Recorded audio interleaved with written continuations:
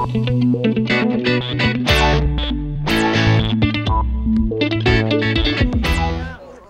ang Chocarlinyo. Kapatid siya ng yumaong tatay nitong si Angelito. Hindi niyo na itatanong. Nung buhay pa nanay niyo, kami ang takbuhan niya kapag meron siyang kailangan. Ito nga, kami na nagpaluwal para sa kabaong eh. Ay, meron pa bang biskwit doon? Aha. Lakas naman kayo. Gusto ko sanang palitan yung kabaong ni Inay. Yung mas maganda at mas matibay. Kayo ho ang bahala. Well, I suggest kung hindi masikip ang sementeryo sa bayan, doon na lang ilibing. Abay, mahal ang lote ron ah. Hindi, sa mausoleo namin ililibing si Inay. Gusto po namin, tabi po sila ng tatay ko ng puntod. At saka malapit para araw-araw namin yung dadalaw. Ay, hindi na kayo dito. Kukup-kupin ko na kayo. Doon na kayo sa amin dito. Ito yung sasakla. Aba, akala ko ba sa amin kayo uuwi? Ang ibig sabihin ni Joy, pag nagpasya kayong tumira sa amin, bukas ang pinto namin anytime. Dave, mga bata yung mga yan. Gulong-gulo pa isip nila. Hindi nga sila makapagdesisyon eh. Kaya nga ako na nagsasabi na pagkatapos ng libing, doon na kayo sa bahay tutuloy. Pero nag-aaral pa ho kami dito eh. Bago kayo dumating, napagdesisyonan na namin na sa amin sila titira sa Maynila. Kasi nga, wala silang makakasama dito. Hindi na ho. Sa amin na, mga kapatid ko naman sila eh.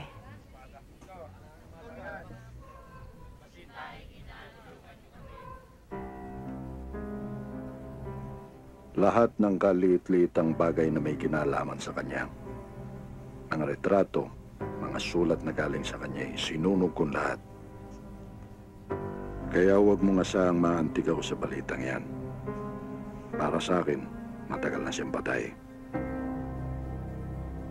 Hanggang sa kabilang buhay ang galit na ito.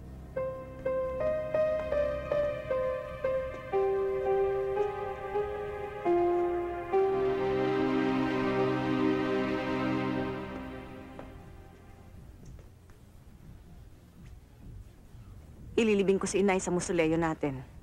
Huwag mo kong iinsultuhin ng ganyan, ha? Ita, hindi ganun Hindi ako papayag! Hindi ho humihingi ng permiso sa inyo. Pinapaalam ko lang. Pag ako ang namatay, huwag na huwag mo kong itatabi dyan!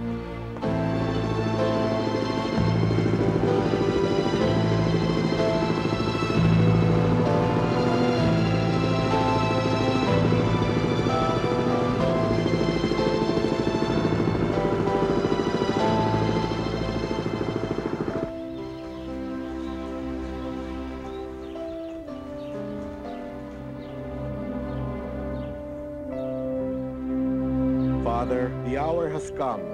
Give glory to your Son, so that the Son may give glory to you. For you gave and granted him authority over all mankind, so that he might give eternal life to all those you gave unto him. And now this is eternal life, that they may know you, the only true God, and to know Jesus Christ, whom you sent. Father Almighty, grant that the soul of our sister Elena Manahan be cleansed of all her earthly sin, so that she may join you and all the angels and saints for all eternity. Let us all stand.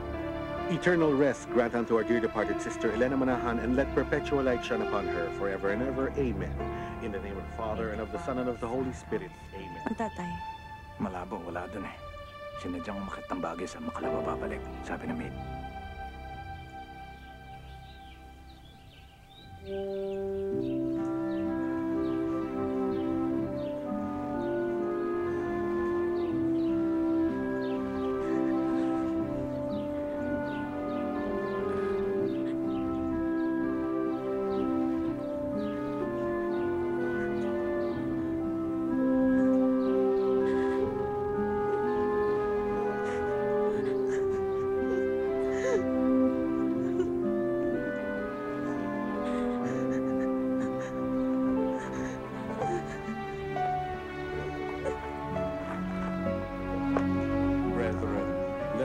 Together recite the Apostles' Creed and renew the vows we made as children of God. I believe in God, the Father Almighty, creator of heaven and earth.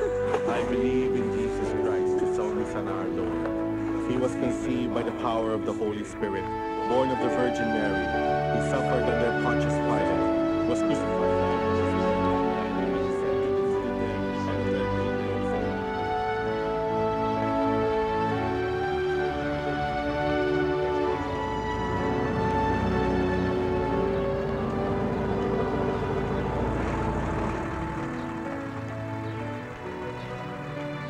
Oh, ayan ang service. Sige na. Tara na, bilis! Oh, sakay na kayo. Ria! Ria, saan ka pupunta? Ate Ria! Joy?